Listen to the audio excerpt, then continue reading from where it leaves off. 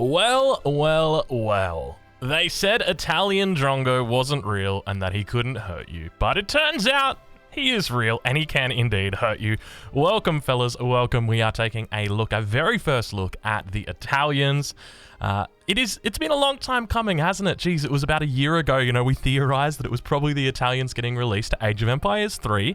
And here we are a year later. We've got USA, we've got Mexico, we've got Ethiopia, we've got Hausa. We've got lots of brand new civs, but finally we get our hands on the Italians. So let's take a look at their home city first and foremost, see what kind of things we got in here. We've obviously got a whole bunch of cosmetics for our explorer. Take a look at these bad boys right here. You can live out your life whichever way you like, Jeez, they got some good ones. There's also obviously customizations that you can do. We haven't unlocked any of them yet, just simply because we haven't leveled up our home city yet. I am taking a very first look at this. I quite literally, I've just gone into the decks. I saw all the cards. I'm like, you know what, guys?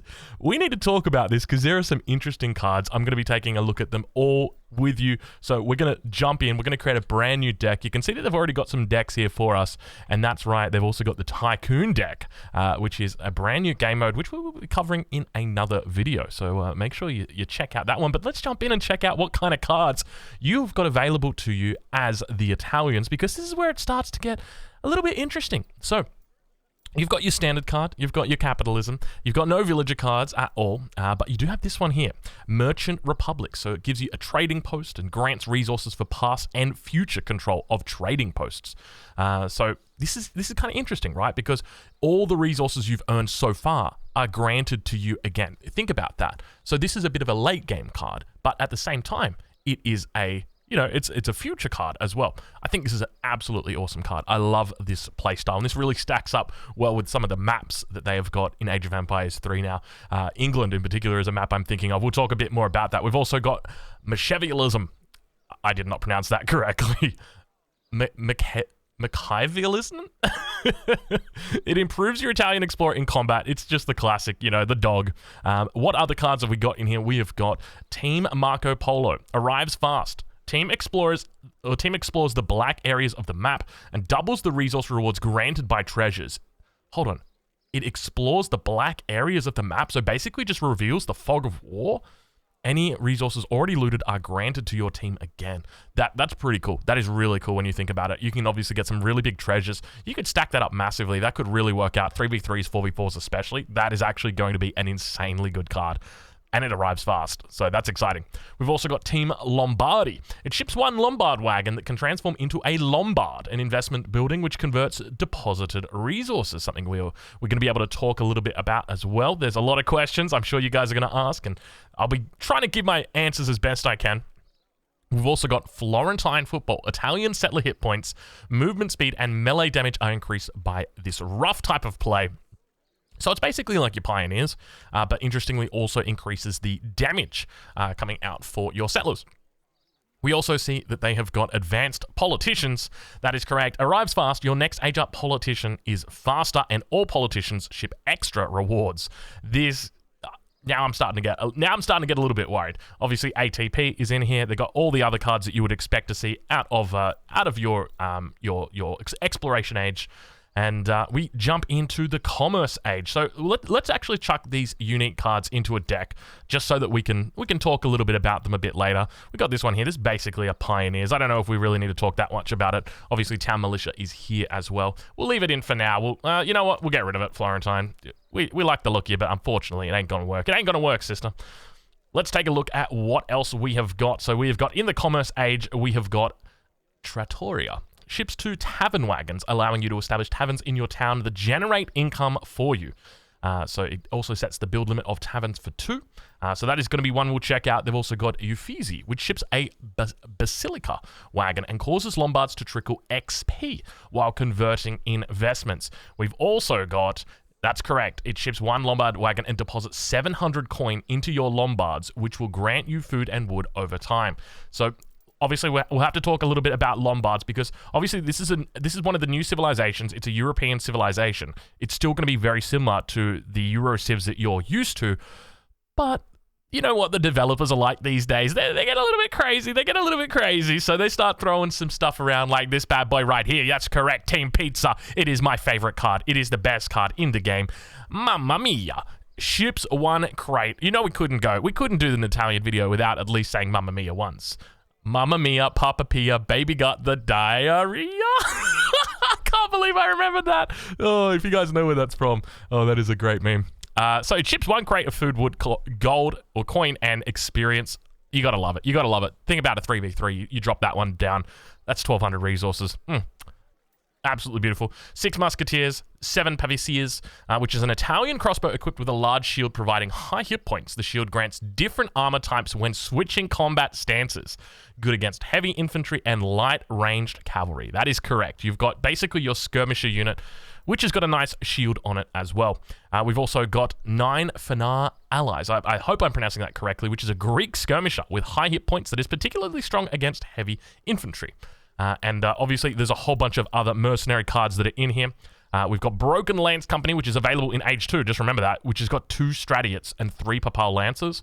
2 Stradiots in Age 2. That feels kind of good. That feels very good. It's an affordable price as well, 333. I guess it's not really. That's 900 resources. That's a fair bit. We've got the Croatian Company, 6 Krabat, and 7 Shavione. That's not how you pronounce it, Drongo. But good try. And then finally, we've got the Maltese Company, which is the 5 Fire Throwers, the 4 Hospitaller, and the 2 Inquisitor. 4 spies, or rather 6 spies, 4 surgeons. We've got the Statuatore Albertino, which is the unique Italian church card. And we've also got Scipione Swords, which increases the hand attack of all cavalry and infantry. This is big. This is actually very, very big. We've got another upgrade in here, which is just infantry hit points. Keep in mind, these are Age 2 cards, so that is an insanely good card. Probably going to be in most of your decks.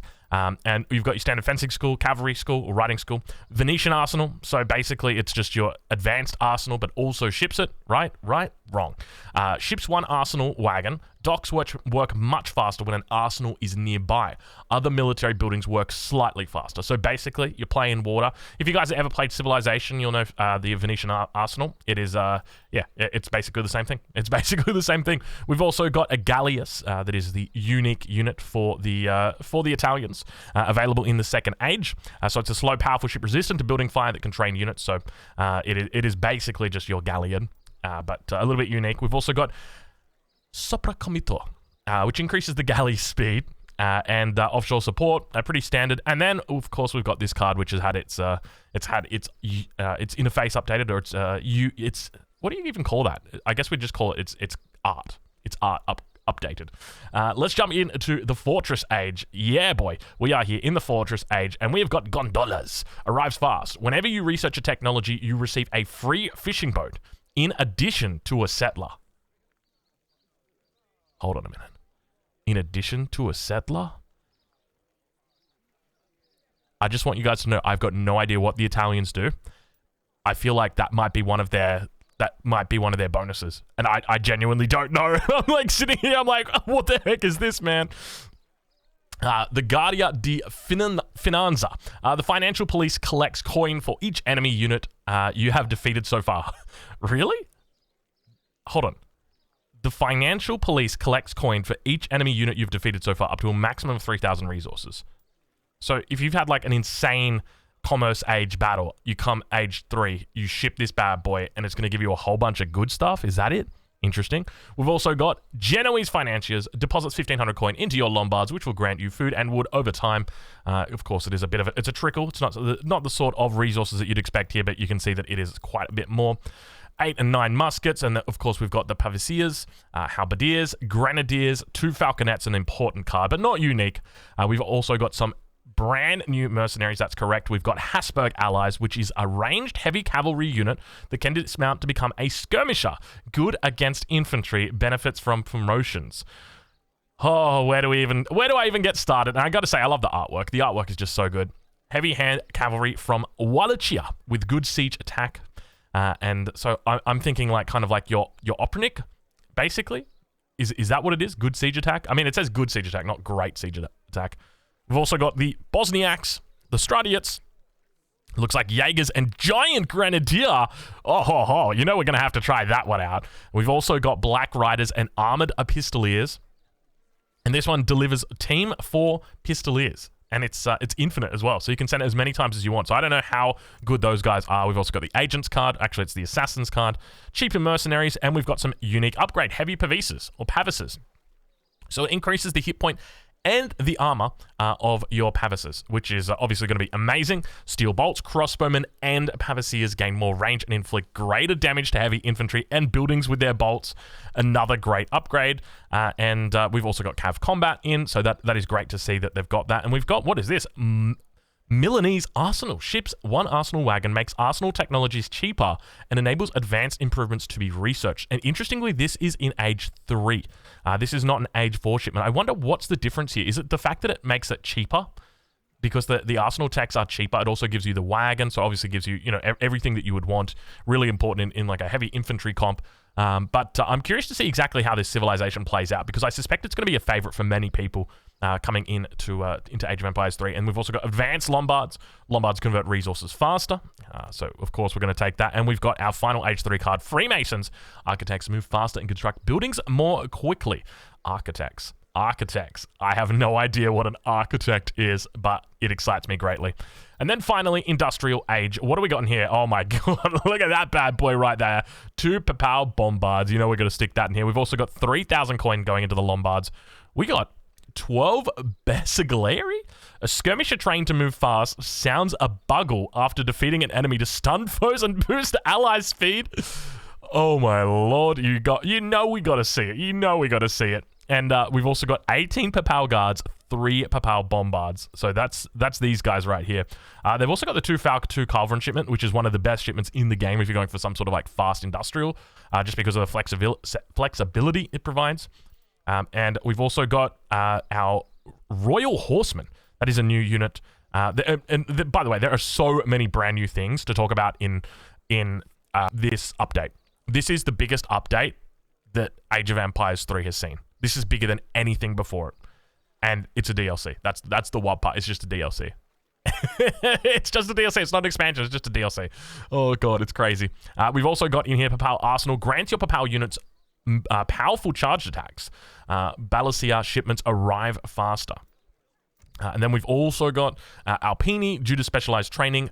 Bersaglieri inflict more damage. Am I saying that right? Bersaglieri.